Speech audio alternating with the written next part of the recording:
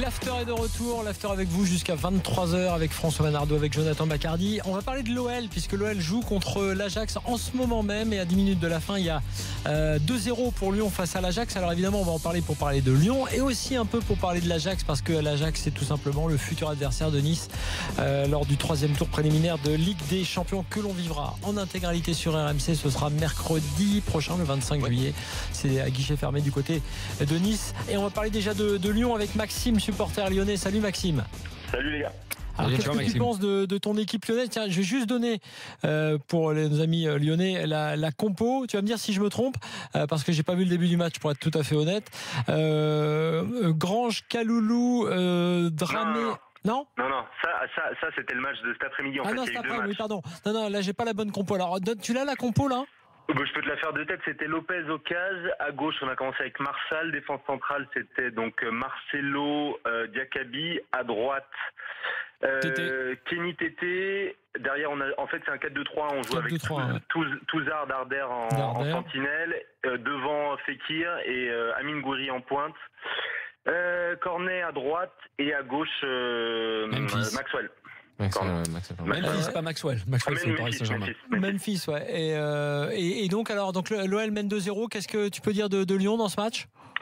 Déjà, moi, en fait, je constate simplement qu'on est moins fort que l'année dernière. C'est-à-dire qu'il y a une espèce d'enflammade vis-à-vis du mercato. On a signé quelques bons joueurs. Je pense que Marcelo est un bon joueur derrière. Je pense que Marsal à gauche, c'est bien aussi. Je constate que Depay, c'est pas très très fort. En fait, on l'a payé très cher pour un joueur qui est un joueur moyen, en fait. Je constate aussi que le Brésilien, là, le joueur qu'on a signé là du Real Madrid est encore blessé. Mariano, bon, c'est un peu gênant, quoi. C'est un peu gênant. Gouiri est un bon joueur, mais c'est trop court. C'est-à-dire que c'est pas plus qu'un remplaçant et c'est pas plus que 10 matchs à la 70e pour mettre un peu le feu. Et t'as pas vu Traoré? Traoré a fait un bon match contre le Celtic. Je pense que Traoré est aussi un bon joueur.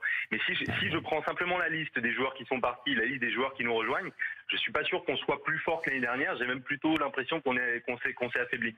Je pense qu'on sera meilleur défensivement. On a une meilleure assise.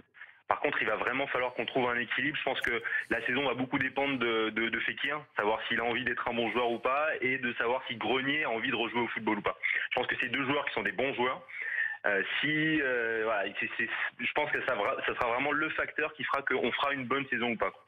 Alors pour reparler des buts, but de Vergever contre son camp à la 12e et de Gouiri à la 77e. Ouais. Et on n'arrête pas de voir dans ces matchs d'ailleurs au passage les fameuses futures pépites lyonnaises qui brillent. Maolida, Awar. Oui, je crois pas qu'il y en ait un qui ait autant de talent que les joueurs qui sont partis. Je crois pas qu'on ait un futur. Je crois pas que Touzard soit aussi fort que Gonalon. Je crois pas que Gouiri soit non, mais Touzard est un bon joueur. Mais là, Gonalon, on parle de quelqu'un qui fait 50 matchs sur une saison, qui est stable. Je suis pas sûr que Touzard puisse la faire parce qu'il a pas de remplaçant en fait. Cela dit, tu commences par Touzard qui à mon avis celui qui a déjà le plus prouvé. Je parle parmi les jeunes, alors que là on était sur carrément les tout nouveaux entre guillemets. Awar, Gouiri, Maolida. Complètement, mais je crois que Awar, pareil, pour prendre le cas d'Awar, c'est un bon joueur. Je veux dire, techniquement, il a du ballon, etc. Derrière, là, on parle d'un joueur qui doit s'imposer en Ligue 1, qui doit faire des différences. Bon, je pense que ça sera court. Voilà, c'est pas parce qu'on est fort techniquement et qu'on arrive à trouver des passes en CFA qu'on va faire une saison à là pour le coup une vingtaine de matchs pour Awar. J'en suis pas persuadé. Ouais. Voilà, c'est ça, et c'est pas une critique gratuite envers les joueurs. C'est pas ça le souci, c'est de savoir, de mettre, si vous voulez, en rapport nos ambitions et les joueurs qu'on a et qu'on va mettre sur le terrain. Voilà, c'est aussi bête que ça. Je pense que ça manque un tout petit peu d'expérience au milieu de terrain. J'aimerais bien qu'on fasse quelqu'un, parce que perdre Tolisso et Gonalon, je pense que ça vraiment, il va falloir faire quelqu'un qui puisse un peu stabiliser le truc, parce que là, on est trop court. La paire centrale, Diakabi, Marcelo, tu l'as trouvé comment dans le mimétisme ou bien une bonne association? Parce qu'on pense que ce sera plutôt Marcelo Manara. A priori, oui. A priori, on va en termes de complémentarité, ouais. Non, mais tu vois, c'est marrant parce que j'ai trouvé moi que Marcelo, pourtant qui a un grand gabarit, était pas dégueulasse techniquement. Je veux dire, on n'a jamais dit ça, hein. Voilà, non, mais ce que je veux dire, c'est qu'il est propre. Exactement, je veux dire, c'est un joueur qui est propre, qui est quand même stable, qui a une expérience et on l'a senti clairement. Ouais. Et je pense que c'est typiquement le genre de joueur qui peut faire progresser un Mamana et qui peut faire aussi progresser un joueur comme Diakaby. Voilà. Donc ça pour le coup c'est une vraie bonne recrue, c'est pas clinquant, c'est pas Memphis Depay qu'on va chercher à Manchester United et qui en fait qui est pas très efficace. C'est un joueur de devoir qui fait le taf et qui pour le coup lui va nous apporter une stabilité. Donc c'est bien. Et Marsal à gauche pareil, très très bien. Et le côté patron il t'apporte surtout, qui te manquait à ta défense. Exactement, mais c'est ce qu'il nous faut. C'est ce qu'il nous faut. Donc ça pour le coup c'est plutôt positif. Ouais, et tiens, il vient d'avoir une grosse frappe là je suis en train de chercher le joueur hollandais, en tout cas de l'Ajax. C'était Dolberg. Je crois que c'est Dolberg. Un mot sur l'Ajax. Un mot sur l'Ajax, parce que l'Ajax pareil, défensivement très bien. Ils ont gardé les deux défenseurs centraux, très bons joueurs. Pareil, une vraie assise défensive. C'est quand même pas la même équipe offensivement. Le fait qu'ils aient perdu leur capitaine, le numéro 10, je sais pas si vous vous rappelez, très bon joueur. Le fait qu'ils perdent aussi Traoré à droite, mine de rien, ça change quand même l'équipe. Je pense que Nice peut souffrir au niveau si vous voulez de l'expérience quand même que cette équipe a accumulé en Europa League, mais il y a un coup à jouer. Ils sont quand même largement moins forts que l'année dernière, surtout offensivement.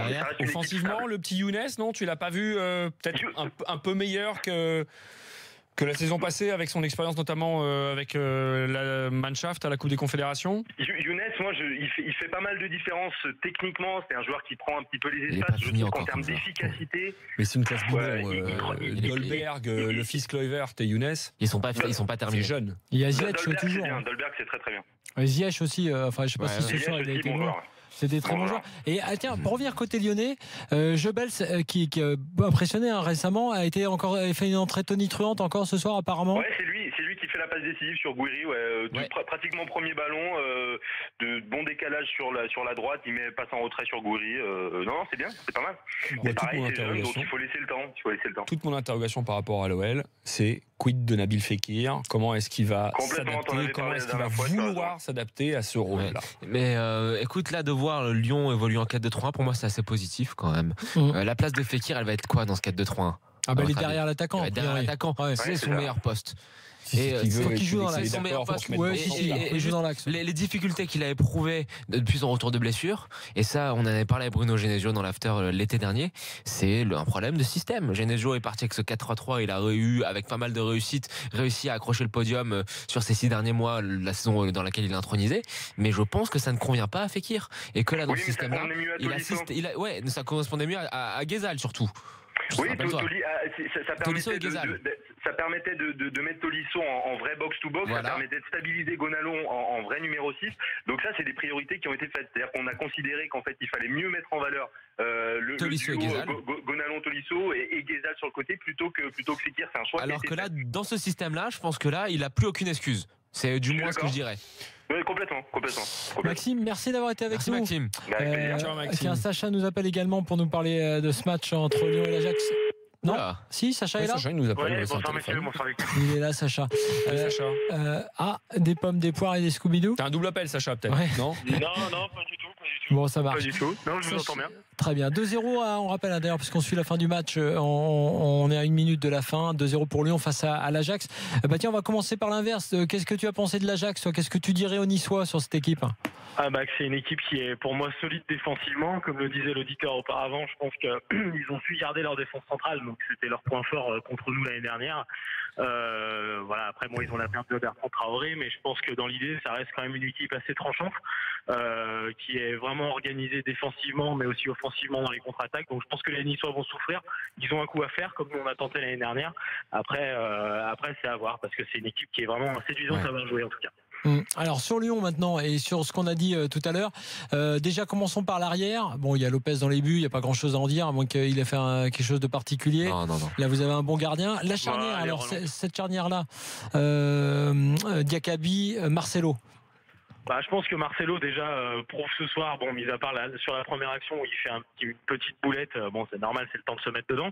Après je pense qu'il peut vraiment apporter à Diakaby et à Mamana en fonction avec lequel il sera associé. Ouais. Après je pense que c'est une vraie bonne recrue, parce que c'est vrai qu'il était très tranchant déjà l'année dernière avec le Beşiktaş quand on avait joué contre eux. Il m'a vraiment impressionné. Et puis je trouve que c'est un joueur ce soir qui a montré qu'il savait jouer juste, qu'il savait temporiser, qu'il avait de l'expérience. Donc je pense que c'est vraiment ce qu'il nous faut derrière, et c'est vraiment à mon avis le défenseur central qu'on attendait à Lyon depuis un bon moment. Très bien. Sur les jeunes, parce que évidemment, en dehors du système, déjà le système 4-2-3-1, ça te parle? plus intéressant que ce avec quoi on jouait l'année dernière. Je pense vraiment qu'aujourd'hui, on a les moyens d'avoir ce système de jeu. Dans le sens où on a vraiment des joueurs de qualité sur les côtés, à savoir Traoré d'un côté, Memphis de l'autre, qui fait encore un bon match ce soir. Donc je pense que le système est cohérent. Le système est cohérent pour la suite. Et Darder, alors, parce que finalement, on attend un peu la renaissance de Darder là, surtout cette dans année. ce système-là. Surtout dans ce système. En manque de temps de jeu l'année dernière. Après, voilà, je pense qu'il faut lui laisser sa chance, lui laisser le temps juste de s'acclimater à ce nouveau poste, puisque bon, je pense qu'il va être titulaire une bonne partie de la saison. Il l'a réclamé, hein, tu sais. Tu te rappelles l'interview qu'il avait donnée. Il avait dit en Espagne, j'avais l'habitude de jouer à 2, pas à 3. Et il expliquait, c'est le fait d'être perdu par ça. Non, tout à fait. Et puis je pense que c'est un joueur qui peut vraiment prouver des belles choses. Je me souviens de son but contre le PSG qui avait été absolument somptueux. Donc je pense que ça peut être une vraie valeur au milieu de terrain. Et après devant, je suis pas vraiment d'accord avec ce qu'a dit mon collègue tout à l'heure, parce que je pense que là on est dans une période un petit peu juste avant d'avoir Lacazette, Tolisso, un petit peu dans la même période, on avait tous ces jeunes qui commençaient à éclore. En match de préparation, on était un petit peu dans la même situation. On n'avait pas la moindre idée de savoir si ces joueurs allaient exploser. En l'occurrence, ils ont explosé derrière. Et pour moi, je pense que devant, on a vraiment des vraies pépites, Maolida, Goebbels, ou encore Glory qui fait un super match ce soir. Moi, je suis assez d'accord avec toi. Je ne vais pas tout de suite dire, on va pas partir sur l'enflammade, ils sont meilleurs, ils sont au niveau.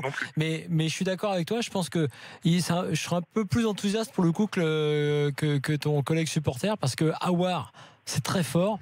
Goebbels, ça apporte beaucoup pour des joueurs qui sont très jeunes, qui n'ont pas encore beaucoup. Je trouve que les joueurs à Lyon entrent très facilement dans l'équipe première. C'est-à-dire que le fait de pouvoir facilement jouer et être à l'entraînement très tôt, on sent quand même qu'il y a des automatismes et une sorte d'inhibition, enfin tu vois, plutôt une inhibition vaincue, qui est assez intéressante. Alors évidemment, si tu te reposes que là-dessus, tu risques d'être déçu parce que ça va pas suffire. À un moment donné, il va manquer d'expérience et on va revenir sur ce sujet-là. Mais quand même, c'est intéressant.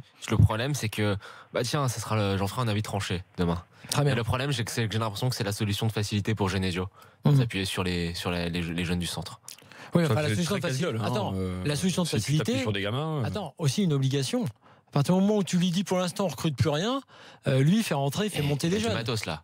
Pour ne pas mettre les jeunes dans le 11. Il a du matos. Ils ont recruté quand même. Oui, mais devant, par exemple, tu sais, devant, il y a Traoré, Memphis, Diaz. Mais Diaz est blessé là en l'occurrence, hein, tu vois. Oui, donc, c'est pour ça aussi qu'il a chance là sur les matchs amicaux. Mais c'est le moment pour eux de se montrer. Bon, Sacha, merci en tout cas d'avoir été avec nous. Salut Sacha. Merci à vous messieurs, bonne soirée. Bonne Salut, fin de match. Ciao. On est dans la toute dernière seconde sans doute des arrêts de jeu, du temps additionnel. Et Lyon mène toujours 2-0 face à l'Ajax. Écoutez, en tout cas c'est intéressant parce que là on voit pas mal de choses et des joueurs qu'on n'a pas l'habitude de voir. Allez, un petit je m'en fous pas pour terminer. Alors dans je m'en fous pas, tiens, on parlait de la CAN hier avec Alpha Baldé. Le fameux symposium dont il parlait a commencé avec le président Ahmad, le nouveau président de la Coupe d'Afrique des Nations. Et effectivement, comme nous disait Alpha, il y a le problème de la date, janvier ou juin, c'est la nouvelle idée, mais aussi, comme je lui soumettais l'idée, la périodicité.